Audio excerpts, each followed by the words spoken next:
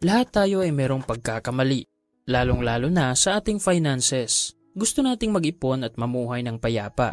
Yung hindi tayo lubog sa utang pero mahilig din tayong gumastos nang wala sa plano. At minsan ay gumagastos tayo dahil gusto lang nating magpa-impress sa iba. Naniniwala ako na isa sa mga dahilan kung bakit marami sa ating mga Pinoy ay patuloy na namomroblema sa pera ay dahil marami tayong financial mistakes o pagkakamali sa pera na hanggang ngayon ay patuloy pa rin nating ginagawa at hindi hinahanapan ng solusyon. So anong mangyayari kung patuloy mong ginagawa ang isang bagay? Di ba parehong resulta lang din ang iyong nakukuha? Imposibleng magkakaroon ka ng bagong resulta kung wala kang babaguhin sa iyong mga desisyon. Kaya kung sa tingin mo ay hindi mo pa naabot ang uri ng success na gusto mo, siguro ay meron ka pang pagkakamali na dapat gawa ng solusyon. Kaya naman sa video natin ngayon, pag-uusapan natin ang 10 financial mistakes ng mga Pinoy na hindi mo dapat tularan. Ang mga financial mistakes na ito ay madalas nating nakikita sa ating paligid at posibleng meron din tayo nito. So hindi na natin patatagalin pa at simulan na agad nating talakayin ang unang financial mistake. Financial mistake number 1, nangungutang para may panghanda. Hindi nawawala ang mga okasyon taon-taon. Merong fiesta, birthday, Pasko, kasal, celebration dito, celebration doon at walang tigil na selebrasyon. Tradisyon na nating mga Pinoy ang mga ito at hindi talaga nawawala ang handa sa tuwing may okasyon. Kaya ang desisyon ng iba sa tuwing may okasyon, halimbawa fiesta o di kaya ay birthday, iimbitahin niya ang kanyang mga kakilala at bubunggahan ang handa. Wala namang masama dito, di ba? Yes, hindi ito masama kung number 1, matagal mo na itong pinagplanuhan at meron kang sapat na pera na nakalaan lang para dito. At number 2, kung hindi ka nangungutang para lang may panghanda. Maling mindset yung nangungutang ka para lang mapakita mo sa iba na meron kang pera. Worst financial mistake na gagawin mo ay yung ipipilit mong i-acquire ang isang bagay kahit hindi mo pa ito afford.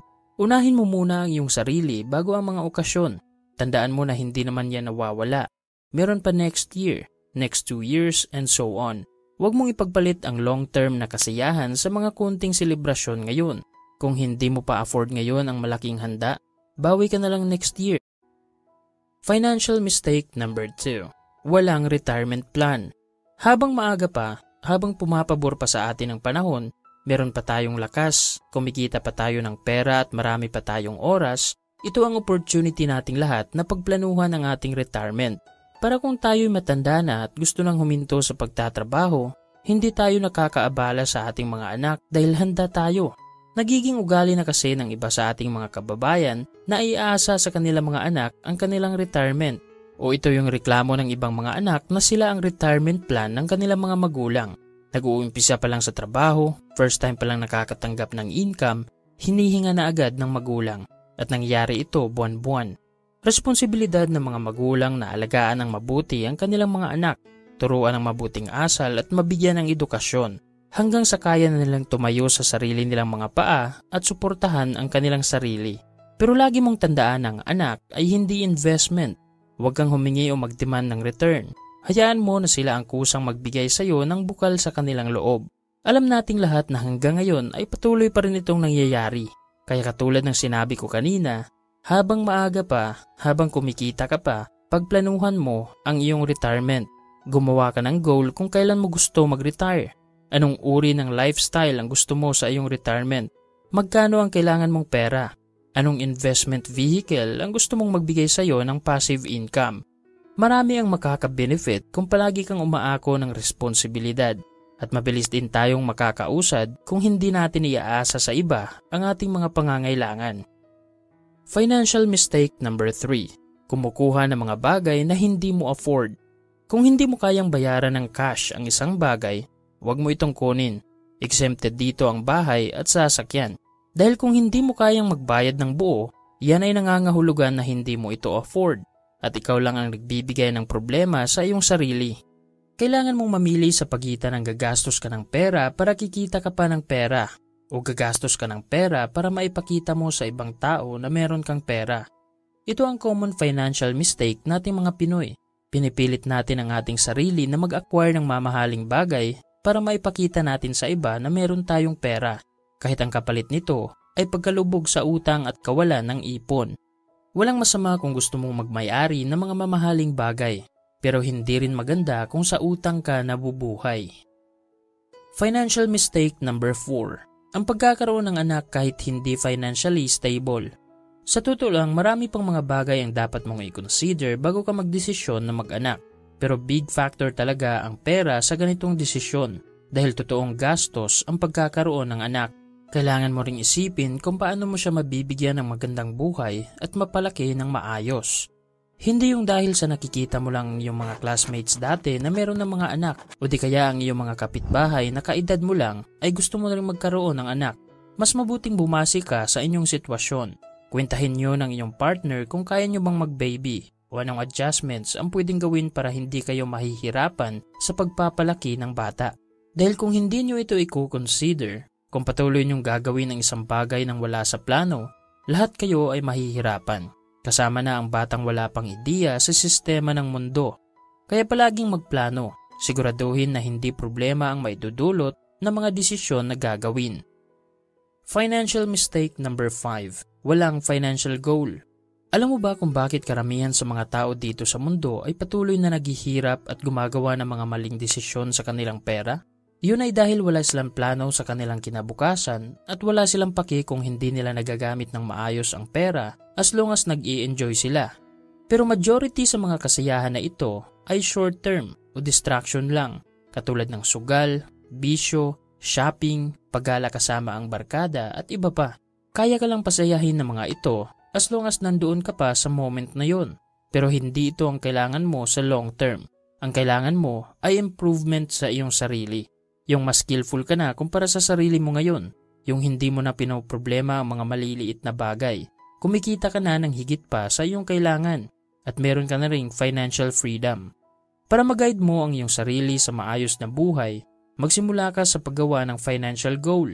Dapat meron kang goal dahil ito ang magsisilbing direksyon ng iyong buhay. At dito mo ibabase ang iyong mga desisyon. Kung seryoso ka sa iyong financial goal at determinado ka na matupad ito, mamamalayan mo rin na hindi ka napabaya sa iyong pera. Meron ka ng budget na sinusunod at bukas palagi ang iyong isipan sa ibang opportunity. Ang taong merong goal ay malayo ang mararating. Financial mistake number 6. Hindi nag-iipon. Kung sasabihin ng mayaman na tao na huwag kang mag-ipon, ang ibig niyang sabihin ay mag-invest ka ng pera. Sa halip na ilagay mo ito sa bangko, ilagay mo ito sa isang asset na kayang magbigay sa iyo ng additional income. Pero kung sakaling mahirap naman ang magsasabi sa iyong huwag kang mag-ipon, ang gusto niyang mangyari ay maghihirap ka rin katulad niya. Dahil kung nagtatrabaho ka ngayon, tapos kung ginastos mo lahat ng iyong income sa mga liability, hindi ka rin makakabuo ng yaman para sa iyong sarili. Ugali ng mga mayayaman na magtabi muna ng pera bago mag-isip na gumastos. At meron silang dalawang dahilan kung bakit committed sila sa pag-iipon. Una, para meron silang perang magagamit kung sakaling may emergency na darating. At pangalawa, para makabuo sila ng asset na kayang magbigay sa kanila ng income. So isang financial mistake ang hindi pag-iipon ng pera. Kung may ugali ka ng isang one-day millionaire, simulan mo nang baguhin ang iyong spending habit at maging educated sa pagmamanage ng iyong pera.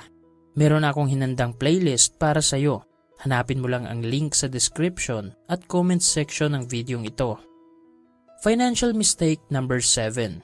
Living paycheck to paycheck. Siguro ay alam mo na ang kahulugan ng salitang paycheck to paycheck. Maraming dahilan yung iba sa atin kung bakit nangyayari ito sa kanila. Maliit lang yung sahod, merong anak na pinapaaral, merong utang na binabayaran at iba pa.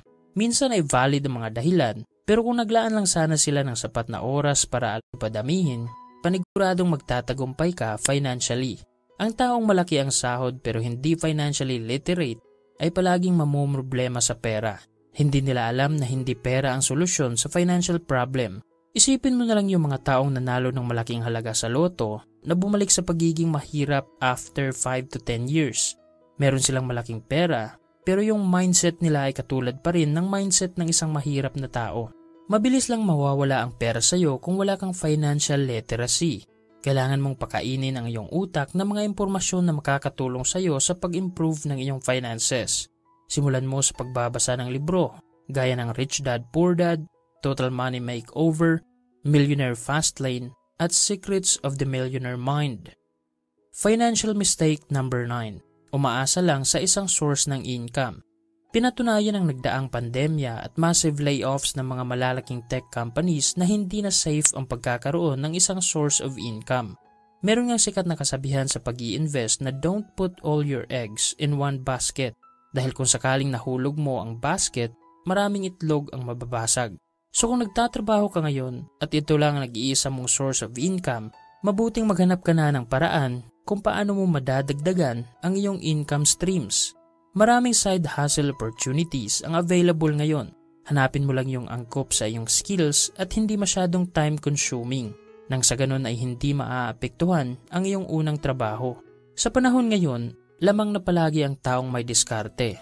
Kung strategic ka sa iyong mga ginagawa, meron kang goal na magtagumpay at willing ka na maglaan ng sapat na oras para maghanap ng paraan kung paano mapapalaki ang iyong income, hindi ka na mangangamba sa iyong financial future dahil sa desisyon mo ngayon. Financial mistake number 10. Inaasa mo sa iba ang iyong kinabukasan. May mga bagay na kailangan nating iasa sa iba dahil alam natin ang ating limitasyon. Kung gusto mong magpatayo ng bahay, kailangan mo itong iasa sa mga architect, engineer at mga mason. Kung meron kang sakit at gusto mong gumaling, kailangan mo ng doktor na magbibigay sa iyo ng proper prescription ng gamot.